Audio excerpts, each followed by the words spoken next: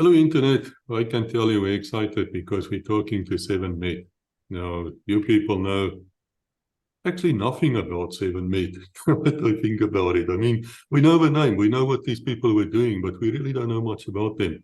So I'm really grateful for the man sitting across me, Dr. Stefan Rawlins. And he was at 7Med and he said to us he would be willing to speak to us.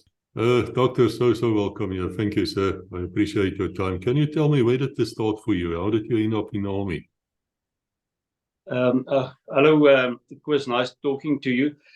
I was like the normal guys called up for military duty. I qualified in Bloemfontein in 1990 with my medical degree.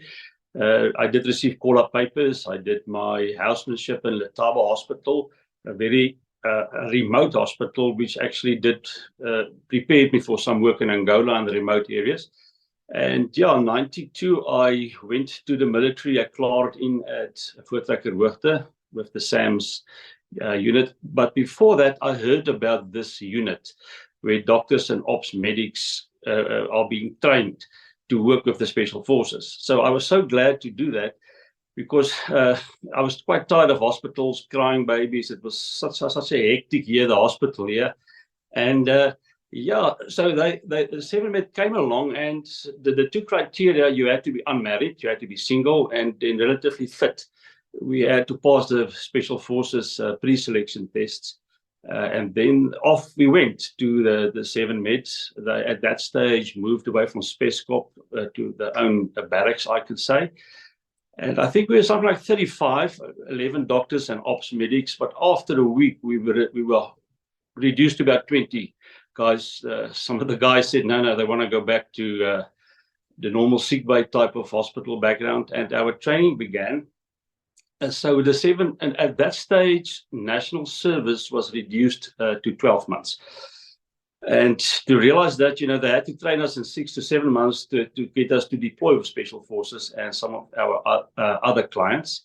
And it was quite a hectic 6 months. A lot of things are different about 7Med. We never did basics like the guys at Sagdos or the infantry. We immediately started with training. We would have like a parade in the morning, 7:15, did a bit of drill work. We can't drill, that's one thing. 7Med, we can't drill. It's like, looks hectic. So we drilled till 8 o'clock and then we started with training. Did our bushcraft, urban warfare, foreign weapons. It was really a packed training, and that prepared us. We ended the 7Med cycle with the para course in Bloemfontein. We did that in June in the winter. And we were 3 doctors who went in with, I think we were about 9 ops medics. And my one doctor friend, Dr. Chris, had a bad accident on the rope. All his skin came off from his hands. And I remember him standing there looking at his hands bleeding, and he couldn't continue. And, the instructor said, hey, sorry, come back next year. But when he fell down, it was just like dust. And that instructor said, hey, chalk dust. I see chalk dust. And that was quite funny. But anyway, poor Chris, he never went back because, it was just a year military service. So we were 2 doctors and 9 ops medics that qualified in that cycle. And that then prepared us to be deployed with our clients, which is basically special forces. At that stage, I went to section military intelligence that had a, let's say, undercover project with UNITA still in 1992. You see, I missed the border war time. But we still gave medical support to UNITA. We were 2 doctors at Makuso Hospital, and I worked there for 2 months or so. And that was quite an interesting time, because we had to operate. UNAVEM was there.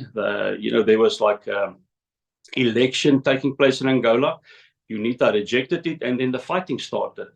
So when that Dakota came in, we had lots of wounded guys, broken bones, and for the first time, I saw serious larvae on wounds. This dead, stinking tissue. The flies would sit there, eat that away, and actually, that's your friend. They eat away that, but it's not a nice sight to see all these live organisms on some limbs and whatever. And we had to do all the surgery. We were 2 doctors.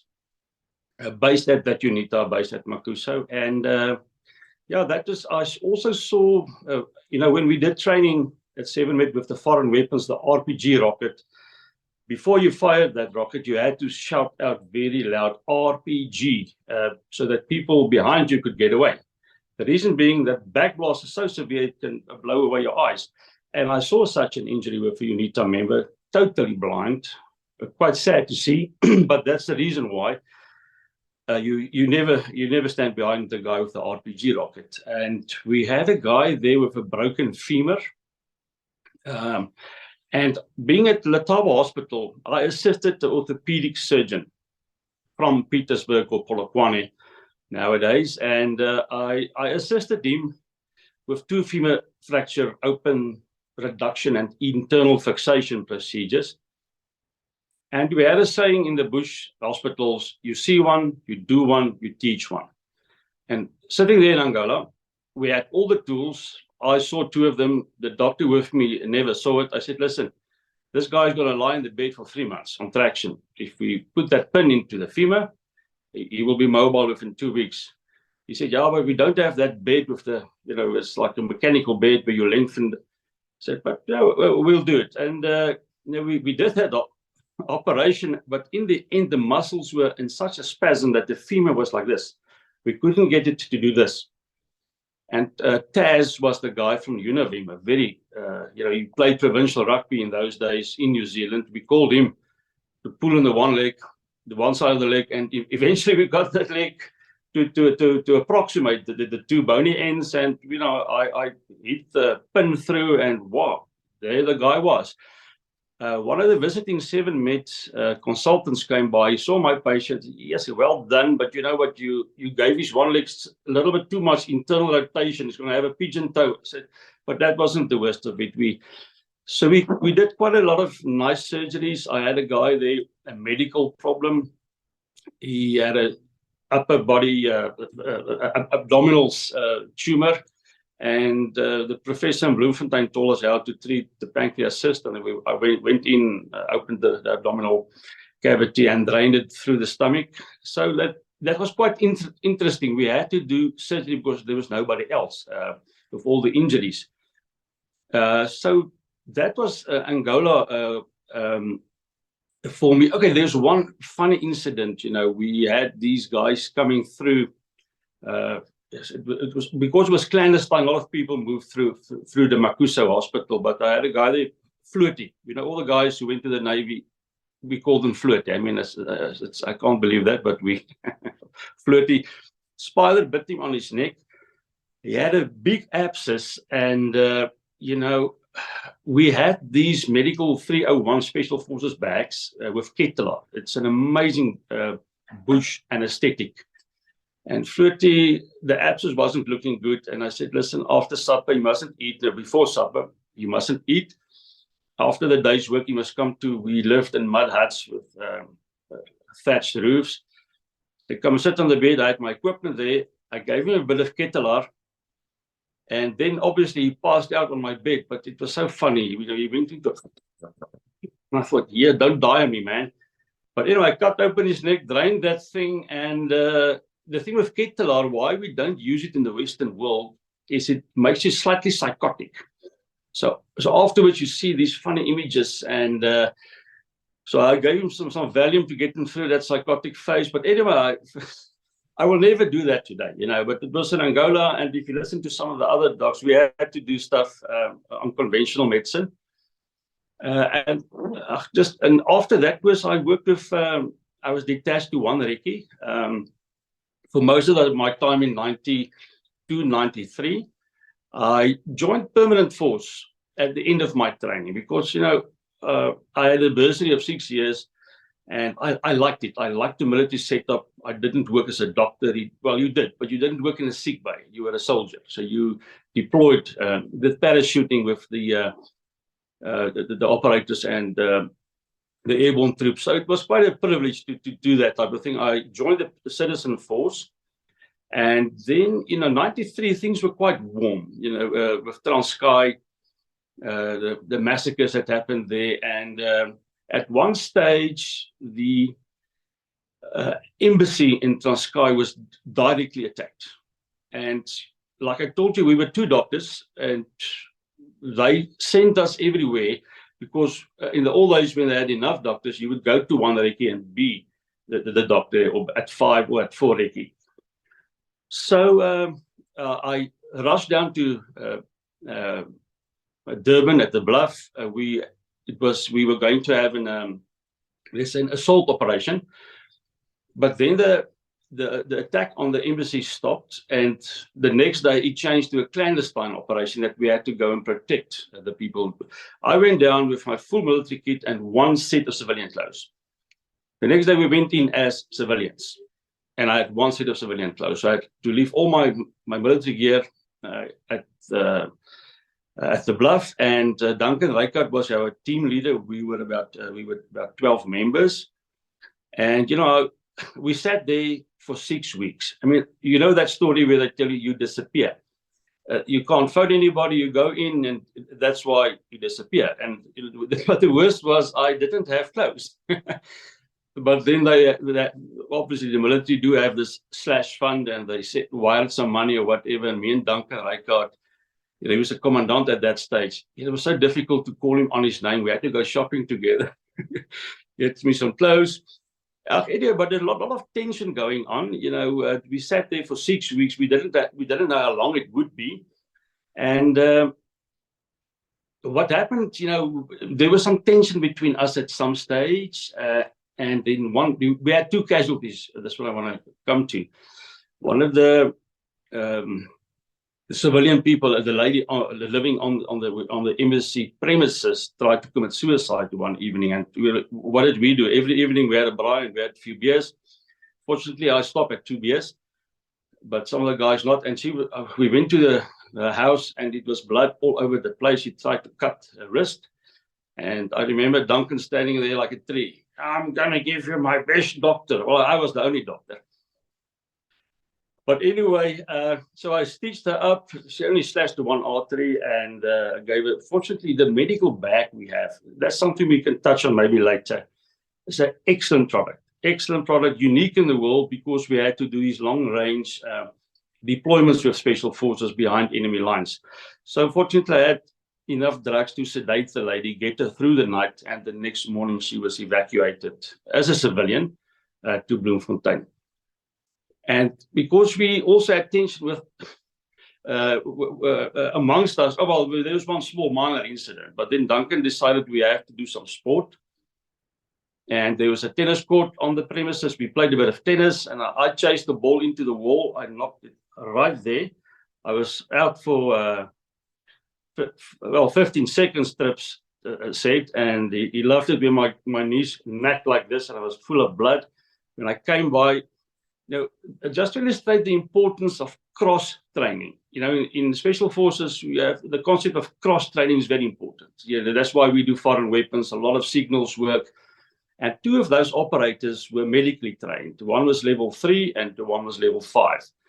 So they could take my medical bag, open it up, and then, but they did that a long time ago, to be honest. I remember Kroos, his hand was going like this when he injected me, and I had to draw a sketch on how to put the stitches for me. But they did an excellent job. They stitched me up, and I had blood here, and we withdrew the next week, and I was the only guy who looked like I had been somewhere. And it was the nice thing about this disappearing is, well, I was single at that stage, is to tell my parents. They asked me, what happened? No, I can't tell you. How does it sound when you go to a war zone and you come back, you're heading to a wall playing tennis? So I said, no, we did some training. That's the most. We did some training. I slipped and I bumped into a wall, but that's just tongue in the cheek stuff, So there were other possible assault operations happening, but also in that time, I was deployed again for Section Military Intelligence to Makonyane military base in Lesotho. And I never knew how this worked, but the government in those days made a deal with the government in Lesotho so that they wouldn't host any terrorist base, or there wouldn't be any attacks from that area. So we would then give them something, and that was medical services and some maybe agricultural things to help Lesotho. So we were part of a project also let's say, a secret or a clandestine project, which unfortunately in 1998, that's where we lost a lot of the parabats with that Operation Boreas. But so that was 93. I did the free fall course during 93. And like I said, most of my time actually then was with 1 Reconnaissance Regiment. On a personal note, I married the wrong woman at that stage, and I didn't have money to stay on in the military. You know, I had to leave. And I went to the private practice in Wombafs, and we were 4 partners, very busy. I sat there for 4 years looking at the walls, and I realized, you know, I can't do this for 30 years. It's impossible. So I did the insane thing, went back to the military in 98. People said, no, man, you don't have ambition. But anyway, of course, you know, I took a salary cut of 75%, but I wanted to go and do parachute work. I wanted to do the Halo course. And, you know, the interesting thing about the military in peacetime is like a paid vacation to me. Well, also tongue in the cheek, but, you know, it was quite nice. When I got there, I was quite surprised to see they had some doctors, well, with the ops medics on the site, because we didn't have the national servicemen anymore. So I met Dr. Charles Duplessis, Dr. Mark Crumley, and Dr. Johanel. And, you know, it was like, this is quite nice. So when they qualified, they went to the different bases, you know, and I fortunately stayed in Pretoria. And then we were on the standby always, a 6-hour standby, 2-hour standby. And then this thing about Lesotho came up, rebels.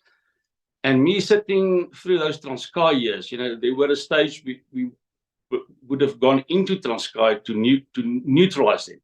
It never happened, you know, because, you know, and now we said, yeah, Lesotho, yes, and then it happened. I remember, you know, Colonel Allen, that morning in September, he called me in. He just said, he was my 2IB, Snake Allen. Dr. Chris Blunden was our OC at that stage. He called me and said, Stefan, Sachs is dead, and so is Nell. You must go in now. And that was, he was very unemotional, and I went in to Lady Brand. That war lasted for 2 days. I was there in the second day, and I spoke to the Pathfinder platoon for the stick where Johanna and Jerome were. When they were killed, they told me exactly what happened, you know, and they just did their work. It was unfortunately part of being military trained and working with your team. Yeah, it's and then I was detached to 5 Recce, and that's where I spent most of my time, 99, 98, 2000. Was with 5 Reconnaissance Regiment. At that stage, they changed the name to 5 Special Forces Regiment. The Bluff 1 Special Forces Regiment being closed in 97. So when I came back for my second stint, we only had the 2 Special Forces units, 4 and 5. And I did all my deployments and training with 5 Reconnaissance Regiment. We did a lot of airborne assaults. Colonel Doiby could see was part of, he got us in a lot of night work, obviously. But to come back to Lesotho, that was it was a difficult one to sit there and being deployed. We went out with the commandos of 5 Recce, and we went into the mountains, 6-man teams. The doctor or the ops medic always number 5. You know, that's the place where they're most unlikely to kill you, I think. And you know, to go out when the choppers took off that morning, really with first light. Anyway, when you sit in that chopper, now we're going to patrol, and I'm just thinking of Johan Nell here. And to me, okay, the thing is, the chopper took off, and one of the doctors, who was a sick bay doctor, greeted us, and I remember the look in his eyes. It was like bliksem, ek is bly ek is nie jy nie. And I sat there thinking, what's the chance of 7 men in Special Forces losing 2 doctors in 1 week? Statistically, it's very unlikely. And it was actually, to me, an honor to be deployed. I was a major. When I went back, they made me a major. I didn't want to be a major. You know, it was like, you know, so I did the platoon commander's course to be a substantial captain. But because a major is like a senior But fortunately, being a doctor, a 7-med ops doctor, they used me in the teams, and that's what I wanted to do. So we deployed, and I was looking forward to contact. She said, listen, we were trained for this now. Let's see how this is going to play out. And but we didn't need any contact. We looked for them in the caves and whatever. But that to me was sort of a pinnacle, to be deployed in a special forces team and do your bit. The second stint I did in 98, 99, and 2000, after the Bolas operation, I did go on the Halo course in Bloemfontein, and I think we were 4 7-med doctors in the history that did the high altitude, low opening course, which is a privilege to me. It's an extremely hard work course, but that's the highest qualification in parachuting work. And so that I see that as a privilege. So, like I said, I did most of my exercises with 5 Reconnaissance Special Forces unit. I also had the privilege to work with the French military. We started with these joint operations later on. The first one was the end of 98 in Madagascar. This was a seaborne and air assault simulation operation. There I managed to get my French Foreign Legion wing. The French wanted our wing because the South African para wing is very highly rated in the world. We said, yeah, sure. We did cross training. So unfortunately, I do have an official French Foreign Legion wing. The following year, we had that exercise in Réunion, which was also quite interesting. And the year after 2000, they came to Cape Town, and we did a maritime search and rescue mission that I was deployed with the French on one of their strike craft. So that was the privilege, I would say, was to be exposed to all these things, and in the meantime, figuring out what I wanted to do with my life, because I couldn't do the normal doctor thing, and that's maybe we and the one military doctors. There's a huge divergence, I think, between the two groups. We're a separate group, but it was difficult for me to sit in the room. Anyway, it so happened that there was a doctor from one military hospital in Department Plastic Surgery who came to 7-med for 2-3 months. And when he left, he said, listen, come and work with me. I was thinking of re-entering the clinical world. And that's how I ended up in the plastic surgery field. Nowadays, I only do facial cancer reconstruction. I don't do any cosmetic surgery. I've been involved with the military veterans and special forces, and when you have a beer with those guys, you don't want to talk about making people. I'm just joking, making people beautiful. It's like but that helped me. The special forces background to have guts and make certain choices which people don't understand necessarily. But I'm having a nice career now. So yeah, the military served me well. It was a great experience to move out of the mainstream.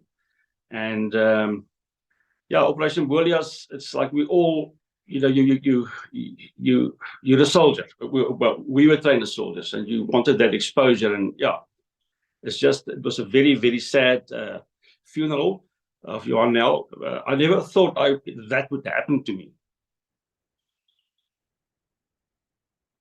But anyway, so like I said, it was a great time. It was really a great time. And one interesting thing I can mention at the NGO course, we were always on standby. We had these short incidences. End of 1999, UNITA being the problem child, to be honest, in Angola, they shot down a United Nations C-130 aeroplane. And then the United Nations contacted our government to go and look for survivors. I was summoned to Special Forces HQ by General Bormann. He gave me a briefing. We were going to be 12 members from 5 Special Forces Regiment. The C-130 would take off with a Oryx chopper in it. We would skydive, exit over where the wreckage was supposed to be. Two of the guys, the operators, were also medically trained. We would look for survivors, gather and treat them. In the meantime, the C-1 would divert, land. They would assemble the chopper. and then the chopper would come and pick us up. But when he briefed me on that, I thought, hey man, we're gonna die yet, because and that's what happened in the end. The United Nations couldn't guarantee our safety. It was a search and rescue operation with the 7 5 recce teams, but they could, because UNITA was actually waiting for us. So that was some of the stuff we were trained to do. There was a similar operation that took place in DRC. So anyway, that was the new military setup where I was involved in as well. Doctor, thank you. And I want to say to all of you people here, we're not giving you medical advice. If you feel a pain in your heart, or you have an ache in your ass, or whatever's wrong with you, go to your doctor. Don't blame me if something goes wrong with you, right? This is not medical advice. No matter what we speak here, we're not giving you advice. It is unfair on the doctors in front of me to expect them to give you advice if they can't see you, physically examine you, things like that. So don't be stupid. And I say doctors because we have our legacy medic here, Dr. Eric Solomon. Sir, you're very welcome here. Everybody knows you. And I brought him in because I want him to be part of a 7-med setup, because there's a lot of things about medical stuff I just don't know. And that's why I brought Dr. Eric in. I have to tell you guys, he's in Sweden. I'm in Thailand. I'm not quite sure where you are, Dr. Rawlins. Are you in Stoddenbloem? Or are you... Pretoria. Pretoria. Well, at least there's some raakpunte here, because Dr. Eric Solomon, I graduated in 1968 at Tuks University. And then he went on and became a narcoticier. I can't say that word in English. It's just not possible for me. But both of you doctors, you're welcome. I want to ask you something here. How would you take an X-ray in the field? Because you were explaining to us, you found somebody, broke his tumor or something. What did you say? What's that word in the bone in the... Oh, no. You know, Koos, now there we had a field hospital in Makuso in the UNITA base. But we did have an air-droppable surgical post. And in that, there was like a portable X-ray that was developed uniquely in South Africa. That was a unique product. But when I worked with UNITA, I was at their hospital, and we had a rudimentary X-ray machine there. Okay, so that is how you could figure out that these two bones were not growing or aligned, and then you had to get them in there. Now, can you tell us, and this is where I would like Dr. Eric also to get in, is what is inside the Special Forces medical bag? That's my first question. My second question is, doctors, is it possible for somebody to go and abuse that drugs, to grab it, to go on a trip somewhere without you becoming aware of it? Is such a thing possible in the army? You know, Koos, I think anything will be possible. You know, it's like we did control the bags, but it's very, very, very few incidences that I've heard of. One incident that it was not used according to scripts or whatever.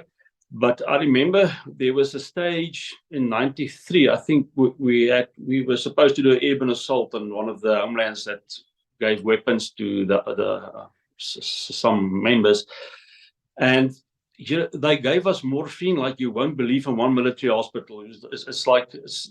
But anyway, I don't know of in my time. I've heard of one incident of maluse of some stuff like morphine, omnipon, or pethidine. But generally speaking, the doctor controlled, the ops medic controlled the bag. That bag was developed in the early 80s for the long-range deployments of special forces. The 301 bag has two components. The one component is more like the surgical part of it. There we would have wires to amputate legs. We had retractors for open abdominal surgery. It was quite a significant, let's call it the theater component. And then the other part, which I deployed mostly because I was there during '92, short deployments, where you would have your diagnostics and your therapeutics. Diagnostics would be the ENT set, the stethoscope, blood pressure machine, urine dipsticks, and then on the therapeutic side, there's the invasive, non-invasive, intercostal drain, catheter bag, The drugs we placed according to the anatomy for eyes and eye pathology, ear pathology, according to the ABC as well. The therapeutics went according to A. But that changed to March, which you can call massive bleeding, airway, respiratory, circulation, and hemorrhage. But anyway, tourniquets and whatever. So that was the bag we carried most of the time post-Bush War. During the Bush War, the drips you had to carry weighed a lot. So all of the Special Forces members in the team had to carry their own drip with the admin set. The doctor could carry 2 drips, but it was a lot of weight that you had to carry on your foot, on feet. So that's why we had the cross training, and this bag was quite unique. In 1998, I received an official visit from a doctor from Germany. They have the KSK there, but they only have sick bay doctors. Like I said, we're quite unique in the operational part of it. And when he saw that bag, his eyes nearly popped out. He said, "What do you need this for?" I say, in Angola, in the Bush War, we had to do long-range deployments, and the medical bag was essential to saving lives underneath trees and whatever. So yeah, it's quite unique. It's still unique in the world, I believe.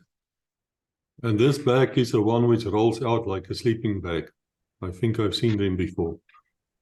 Koos, now it has 2 compartments that you open up, and it flips and flaps like that. And in that bag, we did receive training on Ketalar, like Dr. Eric will know. He's an anesthetist. It's not good in the first world of all the psychosis and the stuff you see, but they gave us training on that, and I used that when I was in Angola. And before my time, and maybe we'll get some of the doctors talking on that, they did laparotomies on that. I've got and saved soldiers' lives on this Ketalar drug. It raises your blood pressure because usually you bled out, and the patient is shocked. So the Ketalar brings up the blood pressure. So it's bush medicine at its best. But for me as a leek, as someone who knows nothing, if I raise your blood pressure, will you not bleed out quicker? You are right, we're right. But if you treat according to the ABCs, you would have stopped all the bleeding. You would have stabilized the patient. Interesting question you asked there, Koos, because it's an important question. The reason being is that Ketalar is a wonderful drug, but it's got a lot of bad side effects, which I personally have experienced. And I'll tell you something. You don't want to know what it feels like waking up with Ketalar. It is a shocking experience, which I never want to have again. So, we used Ketalar a lot because it's the only drug you can actually use. If you were going to carry one drug with you in the field, I would reckon that would be the one, because it is an intense analgesic. It works extremely well. As Stefan said, it keeps your blood pressure up. It's one of the few anesthetic agents that actually maintains blood pressure. The biggest problem with Ketalar is that when you wake up, you go through the most terrible cycle. It is horrible. I'm telling you, I had it once and I never want it again. It is. Eric, I can tell you a funny one. Yeah, it's we also gave lectures to the Special Forces operators. They would come to 7-Med for their level 3 and 5, and one of our doctors gave them the lecture on Ketalar, but we would never give it to them, obviously. But they took a lunch break, and he left the little bottle standing there. And like Eric said, you can administer this through the vein, and if the patient doesn't have a vein, you put it into the muscle, but at a very high dose. And what happened after lunch, Chris Giesing was the doctor. He gave them the lecture, and said one of the operators sat there right in front of his dark glasses on, staring in front of him. And the next minute he went like this, and he sat there frozen. So some of the other operators took some of the Ketalar out and threw it into his coffee. And they had to leave that afternoon session because this guy had to go and sleep it off. So it's a very strong drug, and you get these naughty guys we work with. But anyway, it's a wonderful drug for the bush. I was always taught and told that the doctor absolutely must know how much you weigh before he starts administering these drugs, so he might murder you. Yeah, it's you don't want to do it. How do you know if a wounded soldier arrives there with you? How do you know what he weighs? Of course, that was basically a more or less thing. Most soldiers were in shape with a 75-kilogram average. So you would work on averages. So it's fit people. When you go to the hospitals with these morbidly obese patients, it gets very, very dangerous. But in the military, it's not that bad. The guys were fit. They had a lot of reserves and whatever. So we never had a problem with that. What we did have a problem every now and then in Angola, in Makusa Hospital, we were usually 2 doctors, and then UNITA had an ops medic. His name was Inesh. Now, Inesh was trained to look after the anesthetic machine. And, I gave a lot of anesthetics in my GP years and thereafter, and I don't want to talk too much about that before Dr. Eric might think I'm a cowboy, but we used to make a joke. You gave the big syringe, pentothal, small syringe, scoling, fasciculations, they would intubate. Now, we would teach, Inesh could do that, big syringe, small syringe, but when he had trouble with the airway, he would go into a rattle and you couldn't get him out of it. And one of us would go and help with the intubation and settle that for him. But Inesh could, every now and then, we ran into trouble with him, but he looked after the airway for us while we did surgery together in a hospital theater that had open windows. We had the Doom canister standing there for the odd fly that came in. But anyway, so there we did more like elective surgery as well. Yeah, Koos, you talk about the weight. As Stefan says, it's a relative thing, and it just depends. I mean, you can get 2 guys weighing 200 kilograms. One is sheer muscle, the other guy is half muscle and fat. It depends on physiological makeup and so forth. And it depends on what agents you're talking about. Like antibiotics, you talk about so many milligrams per kilo, whatever it is. Or, if you're working out an antibiotic dose. But if you're working out a drug like an inotrope, which is a very, very different sort of story, there the weight is important, So that's all variable. Yeah, it's varied. May I ask about the hygienic conditions in the field? Because I can imagine the doctors are busy. I mean, some of the doctors here, people are still shooting and they have to operate and do things. You can't really do it as sterilized as you would in an operation room, can you? Well, no, that's absolutely true. That shows you how strong the human body actually is. Lots of the work we did was, I used to take my sterile gloves. When I opened that compartment, I knew that little area was sterile for the time being and put some instruments on that. And so it was absolutely relative. And we did have cleaning material, butane and water. I know of one funny incident that happened with 3-2 Battalion. They had a severe contact, moved through the target, and then, according to our moral standards, we treat our own wounded first. They were stabilized, and then you go and help the enemy. And one of the enemy soldiers were lying there, severely shot up with open lung wounds, and the doctor that deployed with them inserted the intercostal drain. And he asked the UNITA, the 3-2 Battalion guys to stand around him with a bit of shadow, and he's working from the ground here, and that his stuff really inserted the drain. The next minute, he had a lot of dry blood in his clothes. So some chickens appeared apparently and started picking on the dry blood. And then the doctor lost his temper and said, I won't quote him, he said, for 5-6, get these chickens away. I want to work sterile. Can't you see? Now, that's a joke, and it says, how sterile is it there on the soil? Yeah. But anyway, that was one of the lighter moments with a 3-2 Battalion. Stefan, how well trained is an ops medic? Can he really assist you out there in the field? 100%. These guys, that's what, and we have to touch on this. It's like I said, they're extremely well trained. In that short period, we had them trained. They did hardcore things. They deliver babies, they intubate, they insert intercostal drains, they can assist us, they put up drips. I know there was an accident at Luatla many years ago with the parabats, and we support them as well. And the one guy did traumatic amputation, very high up, and you couldn't clamp it. He stuck his finger into the femoral artery, stopped it with his finger in that wound. He was flown out and saved the guy's life. Now, if you're not well trained, you will look at this and, no, he's going to bleed out. There's nothing.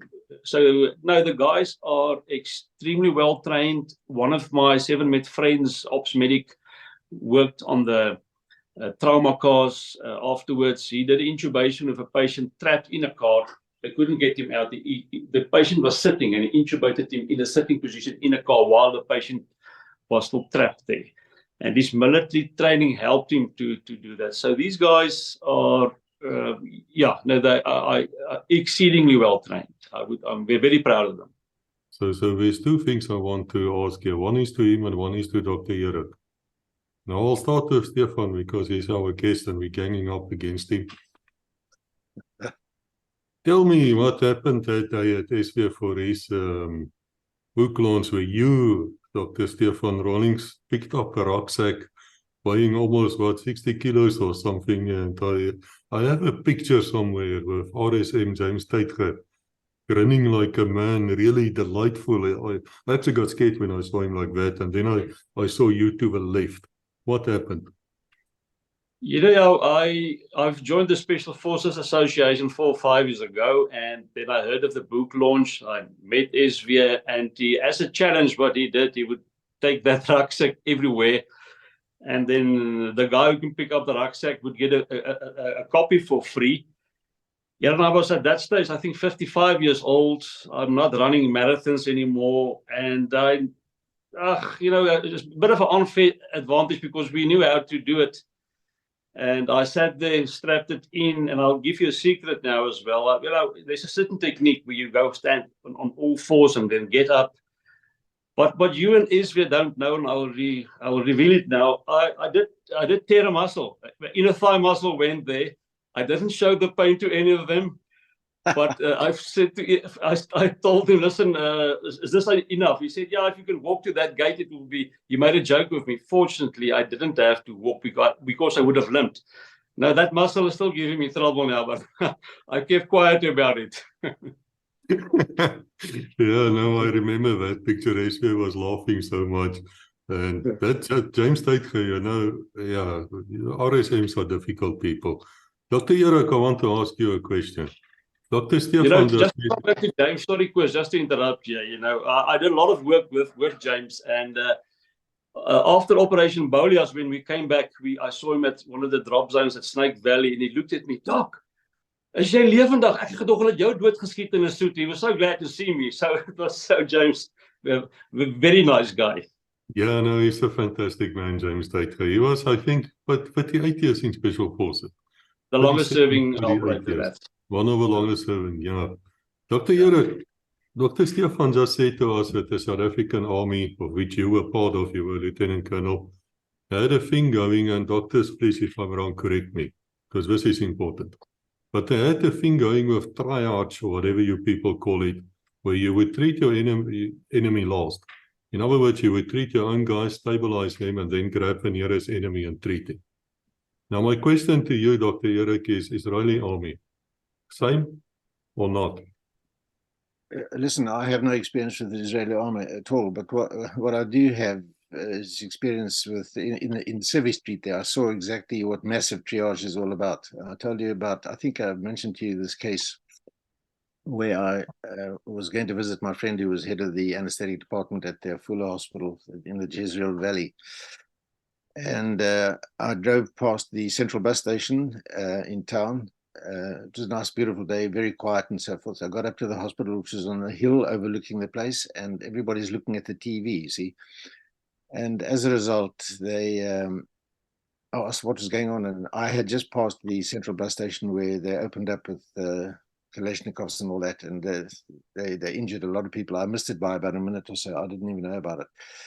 And but I saw them take patients off the table who had just been put on the table, for the day's operation. There was about six theaters there. They closed them up and they triaged these guys, mass triage, and started bringing them into theater. And I saw the damage that an AK-47 could do to somebody. It's unbelievable. But getting back to the story with treating the enemy or not, it's funny that you talk about this now, because it's very prevalent as to what's going on in the Middle East at the moment. And I just happened to see yesterday a YouTube of Israeli guys helping out the Palestinians who are now having to move to the south, and handling them. and they're also the Israeli, because the world is sort of coming down on them and talking about attacking the hospital. They're also transporting the little babies and ventilators out, the Israelis. So, I mean, it's, you have to be a humanitarian first and foremost. I mean, I think it stands to reason you treat your own guys first. I mean, there's no two ways about it. But, a triage, you have to choose, and quickly choose if it's a mass casualty, who to treat first. I mean, and it's not always easy in a situation where you have a lot of injured people all at once, Okay, thanks. Now I have a last question for Dr. Rawlins here. Do you think, sir, that it takes a special kind of man to become a 7-med doctor or ops medic? Yeah, Koos, yeah, for sure. Like what happened, what I remember when I qualified with my parachute course, standing there in parade, 2 doctors, I don't know. You're a man. We're in a medical world, and the medical world is a medical world, and there you are where you are. But as soon as you leave that and you go to 7-med, you enter the man's world, and to be reckoned as a man, it's quite nice, to be amongst soldiers, amongst men. So you must have that in you. You must have the mental toughness to be challenged on a physical way. Now, medicine is a very tough course. It's a mental challenge. But when you enter the 7 medical world of special forces, it's a physical world and a mental world. So it's quite nice to be able to you need to be not slightly mad, but you need to have a different drive. Internet, we came to the end of a very, very interesting episode. I want to thank both doctors here. Thank you, sirs, for your time. And we will be back. There will be other 7 medical people here. And to the rest of you, until we meet again, God bless.